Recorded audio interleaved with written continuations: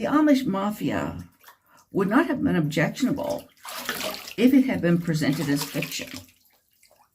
Okay? I mean, you could have the idea that, oh, we're going to do a sitcom, not a sitcom or a drama based on the idea that the Amish have a goon squad that gets revenge on their behalf, or that, enforces the rules and all this other stuff.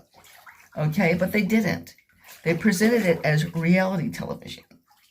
Okay? And they would even start it out with, the Amish church denies the existence of the Amish Mafia.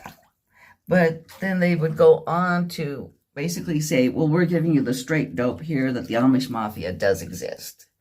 Lebanon Levi and his goon squad supposedly make sure the peace is kept and the rules are being followed, while not following the rules themselves. And in fact, in that drama, supposedly reality show, the main characters are repeatedly shown breaking the law. They, they'll shoot out somebody's the window of somebody's car. They'll break into a place and start destroying things. These are all criminal activities. Now, it does say in the beginning that some of it is based on reenactments, but you would not even reenact criminal activity if you were actually committing it. These were things that were just made up. And the whole thing is like that the Amish Mafia is actually based on what's called Amish aid. Now, there is such a thing as Amish aid. That's a reality. But that is handled within the Amish community by people who are actually part of that community and baptized into it. It is repeatedly mentioned that Lebanon Levi, the supposed Don Corleone of the Amish Mafia, was never baptized. Well, guess what? He's not Amish. He's not part of the church. He's not part of the community. Now, he has an Amish background. But if you don't get baptized, then you're not Amish, okay? And the people who handle the Amish aid are people who were baptized into that community. The rule is at about 16 or 17, you go through what's called Rumspringa. And in Rumspringa, you basically taste what the outside world has to offer.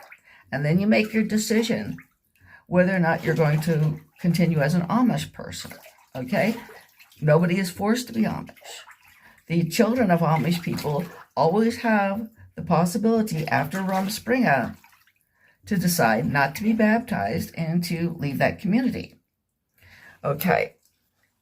And that's what Lebanon Levi and his crew decided. They decided they weren't going to be Amish.